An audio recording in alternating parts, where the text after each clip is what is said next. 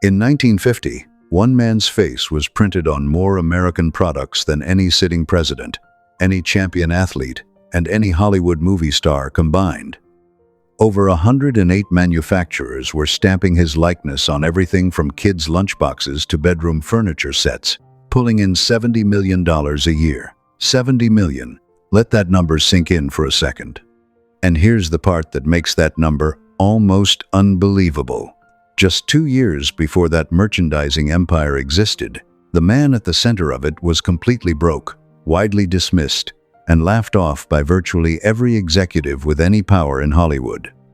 His name was William Boyd, and what he pulled off in the years between rock bottom and superstardom is one of the most astonishing comeback stories American entertainment has ever produced.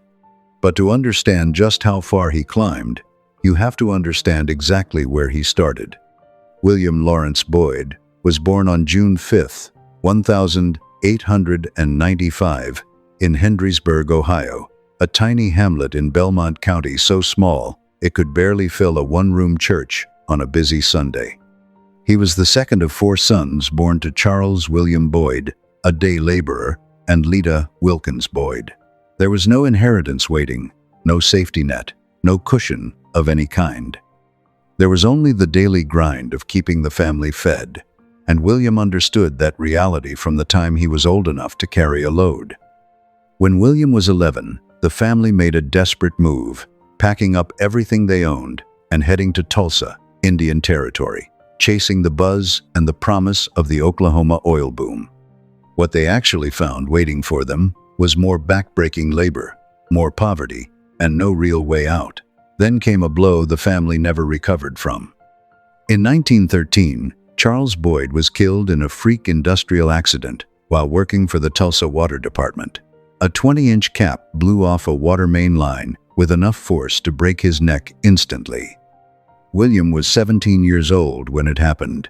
He'd already dropped out of school around the 6th grade, and now, suddenly, there was nobody left to lean on. No father, no education, no plan. He walked straight into the Oklahoma oil fields and started swinging a sledgehammer 10 hours a day for wages that barely covered food. Years later, sitting across from a reporter, he boiled his entire life philosophy down to a single sentence. He said the oil fields were not going to beat him, and they didn't. That's not bravado talking after the fact. That's a kid who made a decision in the dirt and never let go of it. All those hours swinging iron under the Oklahoma sun built a physique that would eventually carry him all the way to Hollywood. But he had a long road to travel before any of that was possible. Boyd drifted west through his early 20s, doing whatever work he could find. He picked oranges in California. He clerked in grocery stores. He sold automobiles in Arizona. When America entered World War I, he tried to enlist, genuinely wanting to serve, but the military rejected him outright for a weak heart. So, instead of a uniform, Boyd ended up in Los Angeles, around 1918, sleeping in cheap rooming houses and walking through studio gates day after day, quietly waiting for somebody to notice him. Somebody finally did, and the somebody was about as important as it gets. Cecil B. DeMille, arguably the most powerful director working in Hollywood at that time, needed extras for his 1920 picture, Why Change Your Wife? Boyd was one of dozens of anonymous faces scattered across the background of that production, just another body filling out a scene. But there was something about this particular young man that DeMille kept coming back to. Maybe it was the height, maybe it was the bearing, maybe it was the prematurely white hair that made him look older and somehow more striking than everyone standing around him. Whatever it was, DeMille noticed. And once Cecil B. DeMille noticed you, things moved. Boyd graduated from nameless extra to actual bit parts in DeMille Productions, picking up screen time, learning how a set worked, absorbing everything around him. He was a quick study, the kind of presence that grows rather than shrinks in front of a camera. And then, on the set of a 1922 film called Saturday Night, something shifted that would change the entire direction of his career. Catch you next time. Studio legend has it that Boyd once spotted DeMille's favorite actress heading toward a costume disaster, and he handled it so calmly, so discreetly, that the director took notice on the spot. That kind of composure in front of the camera, DeMille understood, wasn't something you could teach. He filed Boyd away as a man worth watching. By 1925, that quiet judgment had paid off, and Boyd landed a real featured role, playing Jack Morland in DeMille's The Road to Yesterday. The following year, DeMille went further and handed him the outright lead in The Volga Boatman. The orphaned oilfield worker from Tulsa, Oklahoma, had become a genuine Hollywood leading man. Number 3. A silent film idol standing at the very top. At his peak in the late 1920s, William Boyd was pulling in $100,000 a year. Sit with that number for a second. Less than a decade before, this same man had been swinging a sledgehammer in the Oklahoma mud, sleeping where he could, scraping for work that wouldn't break his body before it broke his spirit. $100,000 a year was practically another world from all that, and he'd crossed into it entirely on his own terms.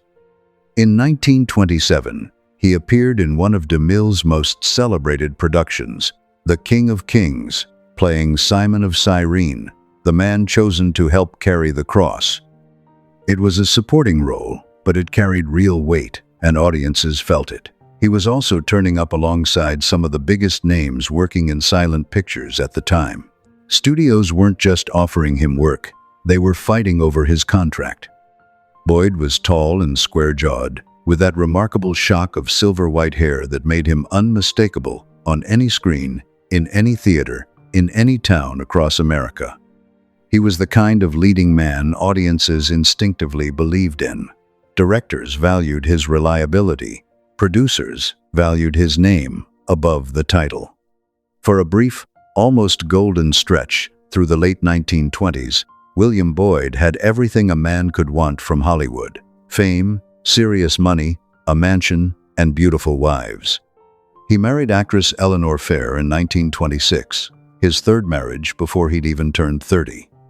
The industry treated him like a man who had truly arrived, who had beaten the odds and earned his place at the table. And maybe that's exactly why what came next hit so hard. Hollywood has always had a habit of building people up just high enough to make the fall genuinely ruinous. What happened to William Boyd, though, was something different, something crueler. It wasn't even his fault. Number 4. The scandal that belonged to someone else entirely. Here's a detail that sounds invented but is completely, painfully true. There was another actor working in Hollywood at the same time named William Boyd. Not a distant relative, not a look-alike, not even a man with any visible connection to the star. Just another working actor who happened to share the exact same name. To keep things straight inside the industry, people called him William Stage Boyd, a nod to his background in theater. Outside the industry, most people had never heard of him. That distinction, it turned out, was about to matter enormously. On the morning of the 28th of February, 1931, police raided Stage Boyd's home and arrested him for hosting what the newspapers of the day described, with varying degrees of breathlessness, as a wild movie party. Officers found gambling equipment on the premises. They found illegal prohibition liquor. They also found materials the press chose to describe with careful vagueness as obscene pictures.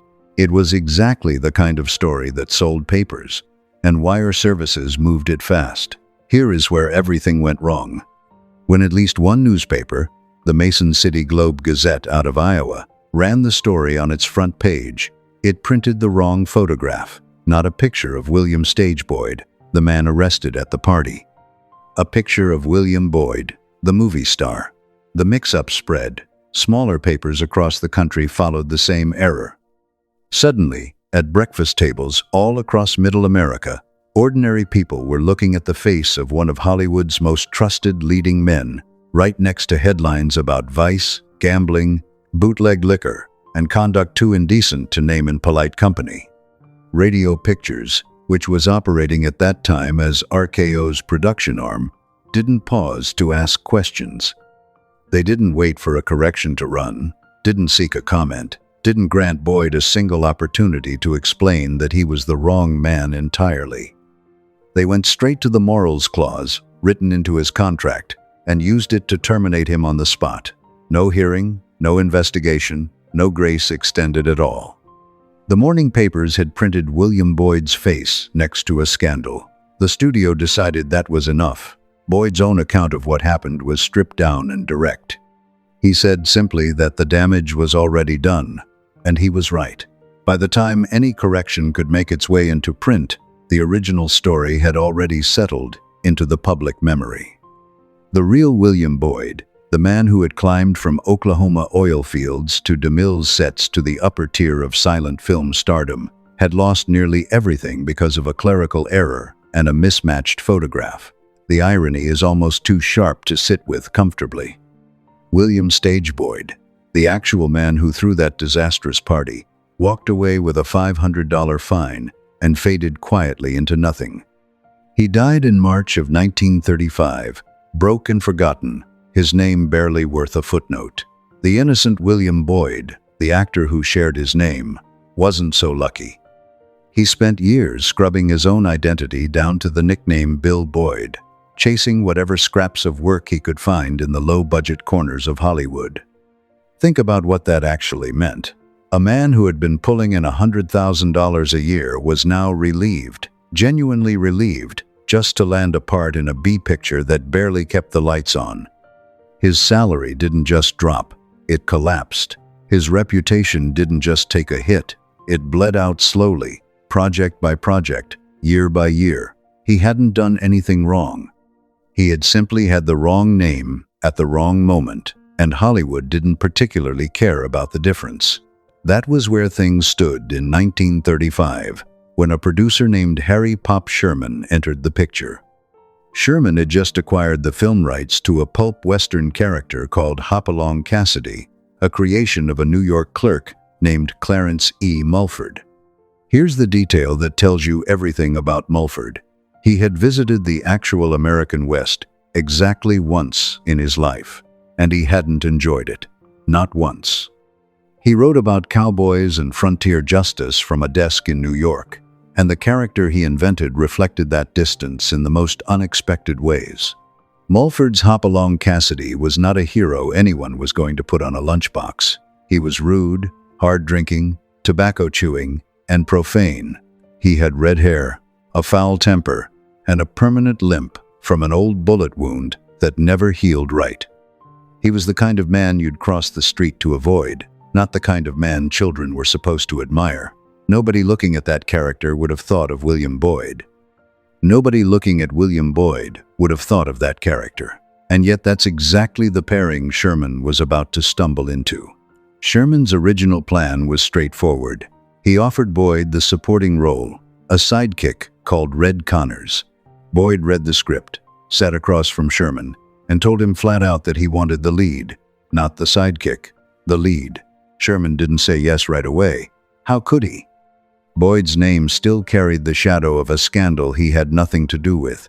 He was considered damaged goods, a risk, a liability. The studios had already written him off once. Why would an independent producer gamble on him now? But Boyd wouldn't back down. He lobbied. He made his case again and again. He convinced Sherman, one conversation at a time, that he was the right man for the part. Sherman finally agreed. The first Hopalong Cassidy film went into theaters in August of 1935. William Boyd was 40 years old. He had never played a cowboy before in his life. And according to multiple accounts, he was initially terrified of horses and had to be trained to ride before production could even begin.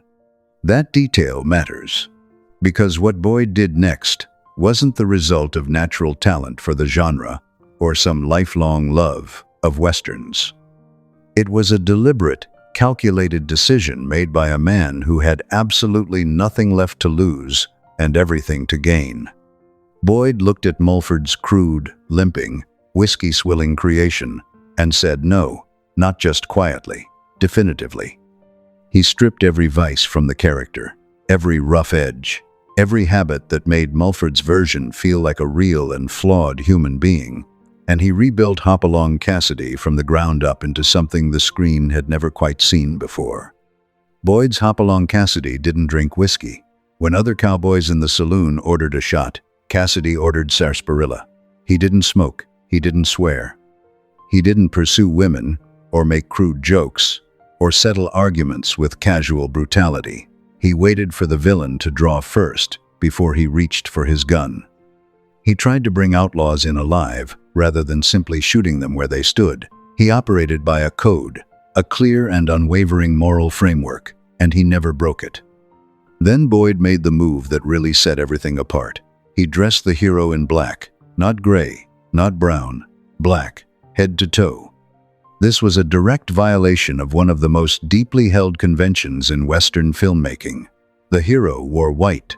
The villain wore black. Every audience member in every theater in America knew that rule instinctively, and Boyd reversed it completely. Black hat, black shirt, black pants. Then he climbed onto a snow-white horse named Topper, let his prematurely silver hair catch the California sunlight, and buckled on a pair of pearl-handled revolvers. The visual contrast was immediate and striking.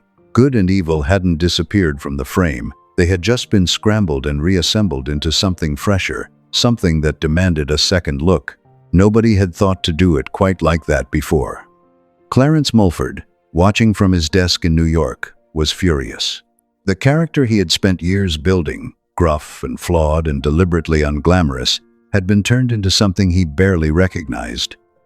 But the audience had a different reaction entirely, and that reaction was about to change William Boyd's life in ways that neither man could have predicted. His gritty, weathered cowboy had been scrubbed clean and rebuilt from the ground up. Time magazine would eventually describe the new Hopalong Cassidy as a veritable Galahad of the range, a knight in black denim rather than shining armor. And here's the thing, audiences didn't just accept the change, they embraced it completely. Children especially lost their minds for Hoppy. He was honest, loyal, and he never shot first. For a generation of kids growing up in post-war America, that meant everything. But Boyd wasn't just making movies for fun. He was executing a strategy that no other Western star of his era had even thought to consider. He understood something that sounds almost too simple to be brilliant. If children trusted you, their parents would follow. And if parents trusted you, you weren't just a movie star anymore. You were an institution. That's a different thing entirely, and Boyd grasped it when nobody else did. Between 1935 and 1948, William Boyd made 66 Hopalong Cassidy feature films. 66. That is still the Hollywood record for a single actor playing the same character across a career. 13 years, 66 pictures, and every single one of them hammered home the identical message. Hoppy was the man you could trust. Not occasionally, not when it was convenient, always. Now here's where the story takes a turn that nobody in Hollywood saw coming. By 1948, the B-Western was on life support. Television sets were showing up in living rooms all across America, and the studios were in a flat panic. Theater attendance was cratering.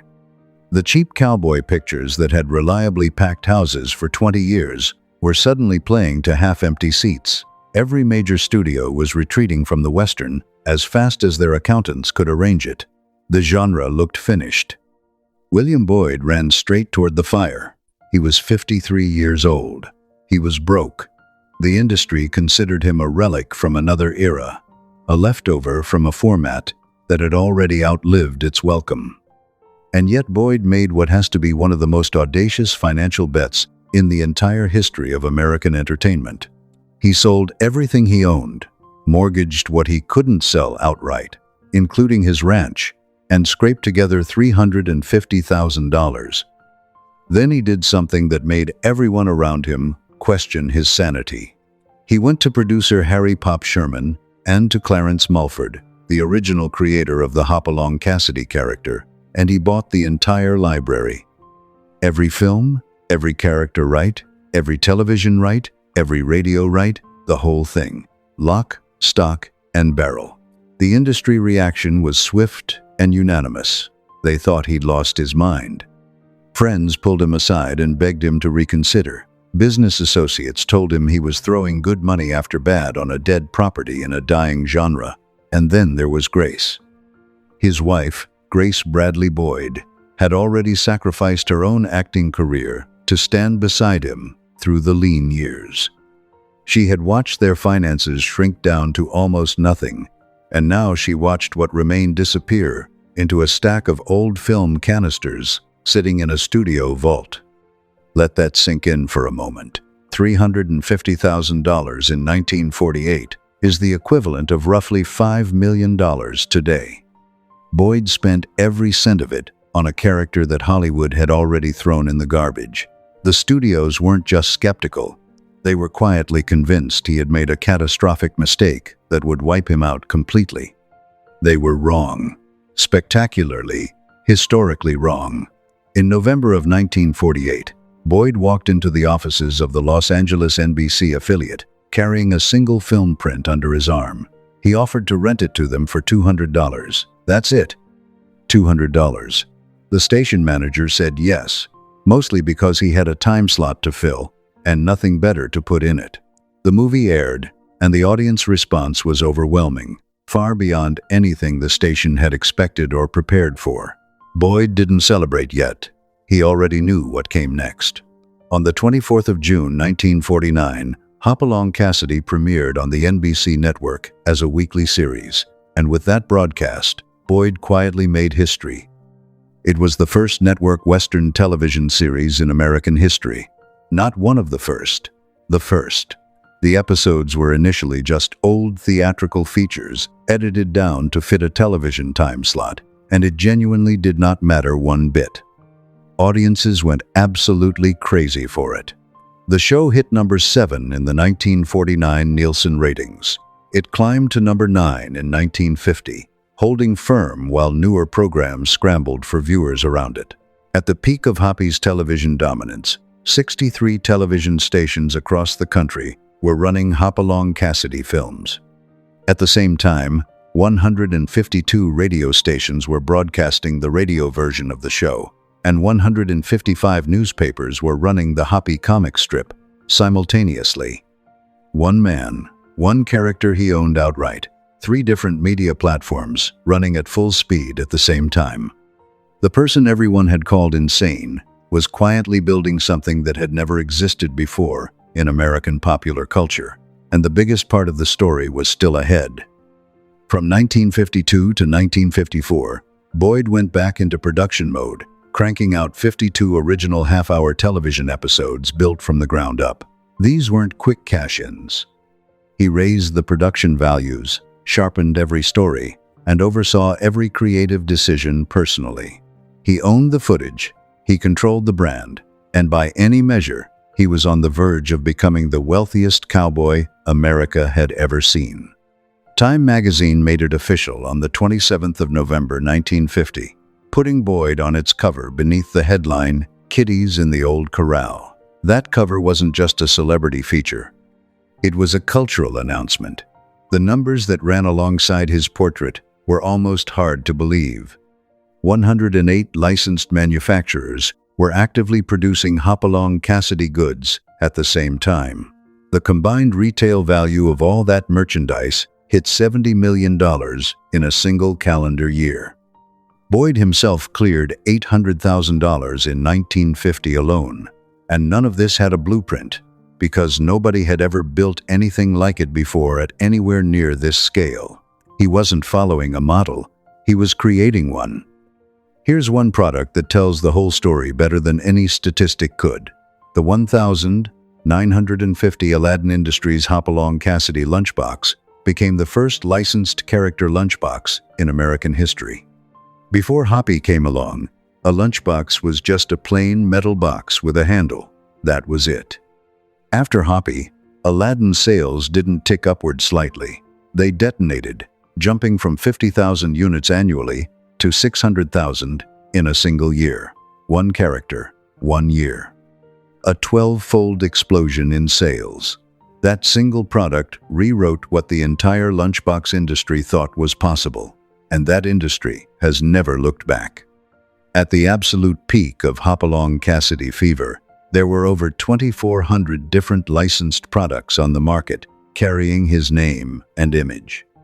Watches, bicycles, roller skates, fitted with attachable spurs, cap pistols, full cowboy outfits, bedroom furniture, wallpaper, pajamas, dinnerware.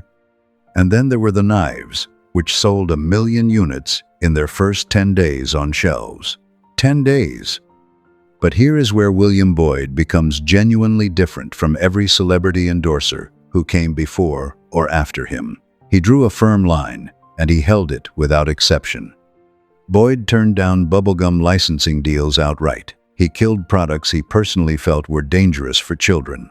He refused paid appearance fees at kids' events because he wouldn't allow any child to look at Hoppy and wonder if he only showed up for the paycheck. The money was never the point, at least not when it conflicted with his young audience's trust. Every episode of his television show closed the same way. Boyd would step out of character, set down the story, and speak directly to the kids watching at home, not as William Boyd the actor chasing ratings, but as Hoppy, their friend. He told them to eat their vegetables. He told them to respect their parents. He told them to treat police officers with courtesy. He told them to follow the golden rule. Night after night, week after week, the same message delivered with complete sincerity. And he never once referred to his viewers as fans. They were his friends, every single one of them.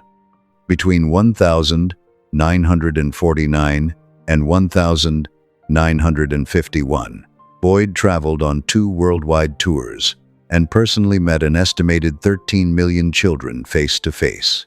His 1,950 Thanksgiving appearance at the Carolinas Carousel Parade in Charlotte, North Carolina, pulled an estimated 500,000 people into the streets, the largest crowd that parade had ever drawn in its entire history. At the height of his fame, Boyd was receiving 50,000 fan letters every single week. 50,000. Week after week, children sat down and wrote to him like they were writing to a friend, because that's genuinely what they believed he was. And then, right at this summit, a figure from his past reappeared. Cecil B. DeMille, the director who had first put Boyd in front of a camera nearly 30 years earlier, came calling one final time. DeMille was assembling the cast for his 1956 epic, The Ten Commandments, and he wanted Boyd for the role of Moses. If it had happened, it would have stood as one of the greatest comeback stories in the history of cinema, a man the industry had buried suddenly standing at the center of the biggest film of the decade. Boyd said no.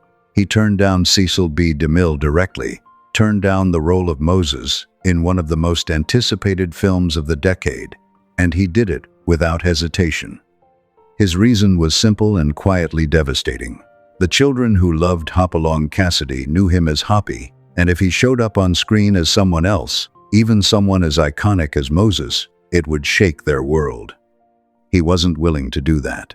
Their trust mattered more than any credit, any award, any place in film history.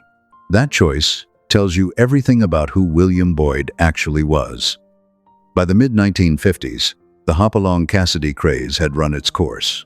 Kids were looking up at the sky now, dreaming about rockets and astronauts and outer space. The cowboy era was fading, and Boyd knew it.